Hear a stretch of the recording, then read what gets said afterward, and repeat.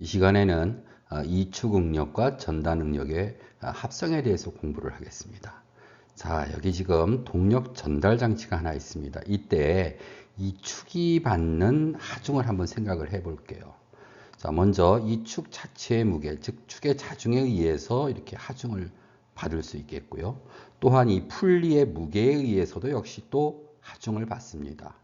그러면서 동시에 이 벨트가 잡아당기는 이 힘에 의해서도 역시 또 하중을 받죠. 이때 그 방향은 서로 다르죠. 자중은 이제 그 연직 방향으로 이렇게 작용을 할 거고요. 그 다음에 이 벨트는 뭐 수평 방향으로 이렇게 이제 그 힘이 작용되는 걸로 우리가 생각을 할 수가 있습니다. 그러면서 동시에 어떤가요? 회전을 하죠. 토크를 전달합니다. 그러니까 비틀림이 발생이 될 거예요. 예, 이렇게 이 축과 같이 지금 현재 이축 응력, 즉 X축, Y축의 그러한 그 하중을 받으면서 동시에 비틀림 응력, 즉 전단 응력이죠. 이러한 그 응력들이 동시에 발생이 됐을 때 그때 그 재료 내부의 임의 경사면에 발생하는 법선 응력과 전단 응력을 한번 구해보자라는 겁니다. 자, 그래서 여기에서 이 축 재료를 갖다가 미소 부분을 취해서 한번 이렇게 표시를 해봤습니다. 그렇게 되면 어떻게 되나요? 바로 X축 방향으로 이렇게 시그마 X라고 하는 응력이 발생이 될 거고요. 그 다음에 또 Y축 방향으로도 역시 시그마 Y라고 하는 이런 응력이 발생이 될 거예요. 이게 바로 이제 자중과 그 다음에 이제 그 뭡니까? 이 벨트가 잡아당기는 그 방향에 의해서 발생되는 응력이다. 이렇게 이제 보시면 되고요. 그 다음에 이제 비틀림에 의해서 전단 응력이 발생이 된다고 했어요. 예, 여기 이렇게 타우 XY, 타우 YX 이렇게 이제 단면에 평행하게 이렇게 또 전단 응력이 발생이 됩니다. 자, 이때에 이 재료의 그 임의 경사면, 세타의 각을 갖는 임의 경사면에 발생되는 법선 응력 시그마 n과 전단 응력 타우를 한번 구해 보겠습니다. 자, 여기에서 타우 xy 또 타우 yx 이렇게 기호를 표시했지 않습니까? 이거는 어떤 그 차이가 있냐 하면은요, 이 그림에서 이해를 좀 해주시면 되겠어요. 먼저 여기에서 이 타우 xy라고 하는 것은 y 방향에서 y 방향이 바로 뭐예요? 이 방향이죠. 예, 이 방향에서 x 표면 뭐예요?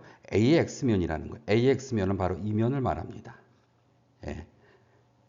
이 AX면에 작용하는 전단 응력을 이제 기호 타우 XY로 이렇게 표시하는 거예요. 그 값은 어떻게 될까요? 바로 이 PY에 의해서 발생하는 응력이죠. 예, 그러니까는 어떤 단면이냐 하면은 여기에서 AX면이라고 하는 것은 바로 이 면이 되겠죠. 이 면이 됩니다. 예, 이 면이 됩니다. 그래서 여기에서 지금 이렇게 서로 엇갈리게 PY라고 하는 이런 하중이 작용되고 있잖아요. 그래서 이 면에 발생되는 그 전단 응력 타우 XY는 이 면적 AX입니다. AX분의 PY 이렇게 이제 구할 수 있는 값이 되겠고요. 그 다음에 타우 YX라고 하는 것은 뭐냐 하면은 X 방향에서 Y 표면, 즉 단면 AY에 작용하는 전단 응력이에요. 그럼 여기에서 이 AY, Y 표면이라고 하는 것은 이면이 되는 겁니다. 예, 이 면이 이제 AY가 되는 거죠. 여기에 발생하는 전단 응력을 이제 타우 YX로 이렇게 이제 표시를 했어요. 그러면 여기에서의 전단 응력은 어떻게 될까요? 이 면적 AY죠. 이거분의 뭡니까? PX 해야 되겠죠. PX 이면에 서로 엇갈리게 이렇게 지금 하중이 작용되고 있습니다. 자, 그러면은 그 경사면에 발생하는 법선 응력과 전단 응력을 한번 구해 보겠습니다. 여기에서의 법선 응력 시그마 n, 전단 응력 타우를 한번 구해 보자는 거예요. 자, 이 값은 수직 응력 시그마 x와 시그마 y가 작용하고 전단 응력 타우 xy가 동시에 작용할 때, 자, 여기에서 이제요 타우 xy, 타우 yx 앞에서 설명을 드렸잖아요. 여기에서는 같은 값으로 놓고서 그렇게 해석을 하겠습니다. 이때 경사 단면에 발생되는 법선 응력 시그마 n과 전단 응력 타우는 이축 응력에서와 같이 힘의 평형 조건으로부터 구할 수 있다. 자, 앞에서 26강에서 제가요, 이축 응력을 설명하면서 말씀을 드렸습니다. 자, 어떤 거였었어요? 이렇게 X축과 Y축을 놓고, 그리고 이제 뭐예요? 법선 방향을 N축으로 놨습니다. 시그마 N이 작용하는 방향이에요. 그리고 이제 타우가 작용하는 방향을 T축으로 놓고요. 여기에서 모든 힘의 합은 0이다. 즉 정지해 있는 거죠. 이 질점이 정지해 있는 겁니다. 어느 방향으로도 지금 움직이지 않는 그런 상태죠. 그렇게 해서 어떻게 돼요? N축 방향의 모든 힘의 합은 0이다. 그리고 T축 방향의 모든 힘의 합은 0이다. 자, 앞에 이축 응력에서 좀 다른 건 뭐예요? 여기에서 타우 XY와 타우 YX가 지금 작용한다는 거예요. 그렇죠? 그래서 이 힘을 여기에서 더 추가를 합니다. 이건 이제 응력이니까 힘으로 이제 하게 되면 거기에서 각각의 면적을 이렇게 곱해주면 되겠죠. 그리고 나서 이 힘들을 N축과 T축의 분력으로 이거를 갖다가 나누면 돼요. 이렇게요. 그러면 이 경사각도 세타는 어떻게 되나요? 여기가 세타니까 바로 여기가 세타가 됩니다. 그럼 여기가 세타면은 또 여기가 세타가 되고요. 그렇죠? 그리고 또 어떻게 되나요? 여기가 이제 세타니까 이제 엇각으로 여기가 또 세타가 됩니다. 그렇죠? 이렇게 해서 여기를 이제 다 각각 세타로 놓고 이 타우 xy ax 그다음에 타우 yx ay 이때 이 타우 xy와 타우 yx는 서로 같은 값으로 이렇게 타우 xy로 그냥 놓고서 이거를 이제 다시 이렇게 분력으로 만들어서 n축 방향의 모든 힘의 합은 0이다. 그리고 t축 방향의 모든 힘의 합은 0이다. 이런 조건식을 만들어서 정리를 하면은 앞에 26강 참조하시면서요. 그러면은 여기서 발생되는 법선 능력 시그마 n과 타우 값을 구해낼 수가 있습니다. 자, 그 값은 어떻게 되냐 하면은요. 법선 능력 시그마 n은 이렇게 됩니다.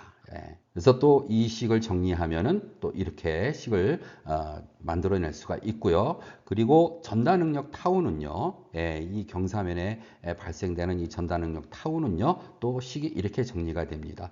한번 여러분들이 반드시 꼭 26강을 참조하시면서 꼭 풀어보시길 바랍니다. 자, 그리고 앞에서도 26강에서도 말씀을 드렸습니다만 공액 응력이라는 게 있습니다. 공액 응력이라고 하는 것은 뭐예요? 지금 경사면을 이걸 따졌잖아요. 그래서 이 경사면에 대해서 90도만큼 회전한 위치 그 면에서의 응력을 우리가 공액 응력이라고 합니다. 그러면은 이 경사면을 90도 회전시킨 면은 어떤 면이 되나요? 바로 이 면이 됩니다. 그렇죠? 이 면, 이게 90도예요. 90도만큼 회전한 이 면에서 발생되는 법선응력, 법선응력 시그마 n과 시그마 n 프라임으로 표시를 하죠. 시그마 n 프라임과 그리고 전단응력 타우 프라임을 각각 구해보자라는 거예요. 그 얘기입니다. 자, 그렇게 되면 어떻게 되나요? 여기 이 식에서요. 이 식과 이 식에서 이 세타 대신에 세타 플러스 90도를 대입을 하면 되죠. 그렇죠? 먼저 여기에 있는 이 코사인 2세타와 사인 2세타에서 세타 대신에 세타 플러스 90도를 이렇게 대입을 하면은 식이 이렇게 정리가 됩니다. 사인도 마찬가지로 이렇게 정리가 돼요. 자, 앞에서도 말씀을 드렸습니다만 예를 들어 가지고 자, 여기에서요. 코사인 2세타 플러스 180도라고 하는 것은 어떤 값인가요? 자, 여기 지금 코사인 곡선이 여기 있습니다. 만약에 예를 들어서 코사인 2세타 값이 이 값이라고 할게요. 자, 여기에서 180도만큼 간 위치는 어디냐면 바로 이 위치가 됩니다. 여기에서 여기까지 이게 이제 180도만큼의 그러한 차이가 있는 거죠. 자, 그랬을 때 이 값은 어떤가요? 여기에서 이 값하고 서로 같은 크기이면서요. 부호만 바뀝니다. 마이너스로 부호만 바뀝니다. 자, 그리고 사인 값도 마찬가지예요. 이 사인 곡선에서 사인 2세타의 값이 예를 들어서 이 값이다. 그러면 역시 마찬가지로 180도를 간 위치에서의 값은 이 값이 됩니다. 그래서 역시 이 크기는 같고요. 크기는 같고요. 이 크기는 같고 부호만 이제 마이너스가 된다라는 거죠. 자, 그래서 이 값들을 갖다 이제 대입을 하면은 어떻게 되나요? 자, 먼저 이 식에서요. 예, 이 식에서 2분의 1 시그마 x 플러스 시그마 y는 그대로 올 거고요. 자, 이 값이 어떻게 돼요? 마이너스로 바뀐다는 거예요. 그리고 이 값은 또 어떻게 돼요? 또 마이너스니까 마이너스 마이너스 해가지고 플러스가 되는 거죠. 그리고 이제 공액 전달 능력은 어떻게 되나요? 예, 이 값에서 이제 이 사인 2세타가 이제 어떻게 돼요? 180도를 더 가게 되면은 이제 마이너스가 되기 때문에 여기 부호 마이너스가 붙습니다. 그리고 이 값도 마찬가지죠. 부호 마이너스가 붙습니다. 예, 그래서 공액 응력과 공액 전단 응력에 대해서 우리가 한번 살펴봤습니다. 자, 다음은 이제 최대 법선 응력과 최대 전단 응력을 한번 구해 볼게요. 지금 방금 전에 우리가 공부했던 내용이 바로 이런 내용이죠. 자, 여기에서 그 경사면에서 발생하는 법선 응력이 최대일 때의 그 값은 얼마이냐. 그리고 전단 응력이 최대일 때의 그 값은 또 얼마이냐라는 거예요. 이걸 왜 따지나요? 재료가 어떤 힘을 받을 때 또는 뭐 비틀림을 받는다라고 했을 때 또는 뭐 굽힘을 받는다라고 했을 때 파괴가 일어나면 안 되잖아요. 근데 만약에 그 파괴가 일어나는 건 뭐예요? 최대 응력이 발생하는 그 위치에서 예, 그 순간에 파괴가 일어납니다. 그렇죠? 그래서 우리가 항상 설계를 할 때 기준하는 응력들은 항상 최대값들을 기준해 가지고 이제 그 설계를 하셔야 됩니다. 물론 설계할 때는 그보다 더 안전하게 설계하기 위해서 우리가 허용 응력이라는 것을 이제 활용해서 설계를 하게 되죠. 자, 근데 이때 이 최대 법선 응력과 최대 전단 응력은요, 이 최대 주응력설이라는 게 있어요. 그리고 최대 전단 응력설이라는 게 있습니다. 이 두 응력설에 의해서 최대 법선 응력과 최대 전단 응력을 이제 구합니다. 자, 먼저 최대 주응력설이라는 것은 뭐냐 하면은요, 최대 인장 응력이나 또는 압축 응력의 크기가 항복 강도보다 클 경우 재료의 파손이 일어난다는 이론이에요. 주로 이제 이 최대 주응력설은 취성 재료에 잘 일치가 됩니다. 자, 항복 강도라는 말이 나왔네요. 예, 연강에서 인장 시험을 하게 되면은 응력 변형률 선도가 어떻게 그려지나요? 자, 이 세로축이 이제 응력이고요. 그 다음에 이제 이 가로축이 이제 변형률이에요. 그랬을 때 그 그래프가 어떻게 그려져요? 이렇게 그려지죠? 예, 이렇게 이제 그려집니다. 자, 이때 여기에서 항복 강도라는 게 있어요. 바로 이 위치죠. 예, 뭐예요? 재료가 하중이 작용되면서 이제 변형이 발생이 돼요. 예, 이렇게 이제 하중이 쭉 작용이 되면서 변형이 발생이 되는 거예요. 자, 그러다 어느 순간에 가서는 하중값하고 관계없이 그냥 뭐예요? 변형이 발생이 되는 거예요. 그 위치를 우리가 이제 항복 응력 또는 항복 강도다 이렇게 얘기를 이제 하잖아요. 그래서 이 항복 강도보다 그 응력이 클 때에는 그 재료가 파손이 일어난다. 예, 이게 이제 그 최대 주 응력설이고요. 그 다음에 이제 최대 전단 응력설은 또 뭐냐 하면은요, 이번에는 여기에다가 이제 그 세로축에다가 타우를 놓고요. 그죠? 예, 타우를 놓고, 그 다음에 가로축에는 전단 변형률을 이제 이렇게 놓는 거죠. 예, 그래서 이제 이 전단 응력과, 그 다음에 이제 이 전단 변형률의 그 관계의 그래프에서 역시 마찬가지로 최대 전단 응력이 그 항복 전단 응력, 예, 이 값보다 이제 크게 되면은 그때 이제 파손이 일어난다는 그런 이론이 최대 전단 응력설이 되겠습니다. 이거는 이제 그 연성재료, 네, 연성재료에 잘 일치가 된다. 이렇게 우리가 알고 있으면 될 것 같습니다. 자, 그러면은요, 이제 최대 법선 응력하고 최소 법선 응력. 이거는 이제 그 최대 주응력설에 의해서 이제 만들어진 식인데요. 이거는 그 결과식만 여러분들에게 소개를 하겠습니다.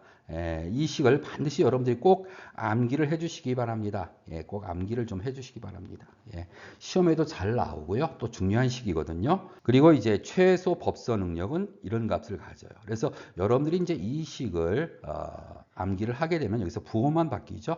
예, 그렇게 이제 이 값은 기억을 하시면 되고요. 뭐 크게 이건 중요하지 않습니다. 자, 그리고 여기에서요. 최대 법선 응력과 최소 법선 응력을 각각 이제 뭐라고 하냐 하면은 주응력이라고 합니다.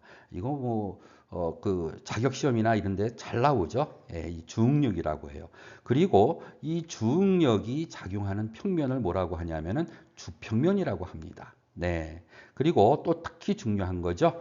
예, 주평면에서의 전단 응력 타우는 0이 된다라는 거예요. 예, 주평면에서는 전단 응력 타우가 0이 된다. 꼭 좀 기억을 해 주시길 바랍니다. 자, 그러면 이제 주평면의 위치, 즉 경사각 세타는 어떻게 구할 거냐라는 겁니다. 자, 이 주평면에서는 지금 전단 응력이 0이 된다고 했잖아요. 예, 그렇게 해서 이제 이걸 구하면 되는데요. 볼게요. 자, 전단 응력을 구하는 식은 바로 이 식이죠. 예, 앞에서 이거 구했던 식입니다. 자, 이 식에서 이 값을 0으로 놓겠다는 거예요. 자, 그럼 0으로 한번 놓을게요. 타우 값이 0이에요. 자, 그리고 나서 어떻게 한다? 코사인 2세타로 이걸 이제 나눠줍니다. 이렇게 나눠줘요. 예. 나눠주고 나서 이제 코사인 2세타분의 사인 2세타는 탄젠트 2세타잖아요. 예, 그래서 이 식으로부터 해가지고서 정리를 하면은 이런 식이 이제 만들어지게 됩니다. 자, 그런데 여기서 이제 우리가 구하고자 하는 것은 뭐예요? 이 세타 값이잖아요. 예, 그래서 세타 값만 남겨놓게 되면은 최종적으로 세타를 구하는 식은 이제 이렇게 정리가 된다라는 것이죠. 또 최대 전단 능력 타우 맥시멈을 구하는 식은 최대 전단 응력설, 최대 전단 응력설에 의해서 구해진 식입니다. 네, 이 식도 결과식만 여러분들에게 소개를 하겠습니다. 자, 여기에서 여러분들이 그 최대 법선 응력식을 암기를 하고 계시면은요, 요 뒤에 있는 바로 요 식이 최대 전단 응력이 된다는 거죠. 예, 그래서 이 식만 여러분들이 암기를 하게 되면은 이 최대 전단 응력을 구하는 이 식도 쉽게 암기를 할 수가 있습니다. 꼭 좀 기억을 해 주시길 바랍니다. 자, 다음에는요. 최대 전단 응력이 작용하는 위치를 한번 구해 보겠습니다. 자, 최대 전단 응력이 작용하는 평면의 위치는 전단 응력을 구하는 식을 미분해서 그 값을 0으로 놓아 가지고 구한다라는 거예요. 자, 전단 응력이 지금 여기에 이렇게 평면을 따라서 발생이 되잖아요. 그렇죠? 예, 이때의 이 최대값을 한번 구해보자라는 거예요. 그래서 이것을 어떻게 구하느냐? 바로 이렇게 전단 응력을 이 경사각 세타에 대해서 미분한 값을 0으로 놓겠다는 거예요. 자, 여기 d타우 d세타 이퀄 0이라고 하는 의미를 한번 좀 살펴볼게요. 지금 여기 X축과 Y축, 이거를 X축을 이제 그 경사각도 세타 값으로 놓고요. 이쪽 Y축 방향을 이제 전단 응력 타우 값으로 이렇게 놓겠습니다. 자, 이때 이 세타는 바로 경사각도잖아요. 자, 이 경사각도의 그 변화값에 따라서 이 전단 응력이 예를 들어 가지고 이렇게 변한다라고 가정을 할게요. 자, 이때의 d 타우 d 세타 값은 어떤 값을 말하나요? 바로 이 값을 말하죠. 그렇죠? 예, d 타우 d 세타 값이 바로 이 값을 말합니다. 그렇죠? 이제 이 값은 바로 뭐예요? 여기에서 접하는 기울기를 우리가 생각할 수가 있겠죠? 자, 그러면 여기에서 최대값은 바로 어디예요? 여기잖아요. 여기에서의 기울기 값은 어떻게 되나요? 수평선이 되죠. 예, 이 값이 바로 뭐예요? 이 값이 d 타우 d 세타가 0이 되는 값이잖아요. 그렇죠? 예, 그래서 최대값을 구할 때에는 그 값을 미분한 값을 0으로 놓고 우리가 구하잖아요. 자, 그러면 그 타우를 구하는 식이 앞에서 이런 식을 가졌죠. 예, 자, 이 식을 갖다가 이제 한번 그러면은 세타에 대해서 이 전단 응력을 세타에 대해서 한번 미분을 해보겠습니다. 그럼 미분을 하게 되면 식을 이렇게 이제 우리가 쓸 수가 있겠어요. 예. 자, 그러면 이제 미분을 합니다. 사인 2세타를 미분하면 어떻게 되나요? 세타에 대해서 미분하면은요, 코사인 2세타의 2, 이렇게 이 값을 갖게 되죠. 그렇죠? 그 다음에 이제 코사인 2세타를 미분하면 어떻게 되나요? 마이너스 사인 2세타에 또 한 번 더 2를 이렇게 곱해줘야 되잖아요. 그렇죠? 예, 이렇게 해서 이제 미분을 했습니다. 자, 이 미분한 값을요, 0으로 놓는다는 거예요. 이 d타우 d세타를요. 그럼 0 이꼴 해서 이제 여기에서 요 2하고 요 2가 이제 없어지니까 식은 이렇게 이제 정리가 됩니다. 그렇죠? 자, 그리고 이제 이 식에서요, 양변을 사인 2세타로 한번 나누어서 정리를 해보겠습니다. 여기에서 이 값이 이제 어떻게 됩니까? 이쪽으로 이제 이항을 하게 되면은 플러스가 되겠죠? 그렇죠? 예, 플러스가 됩니다. 자, 그렇게 한 상태에서요, 이 식을 양변에 사인 2세타로 이제 나눕니다.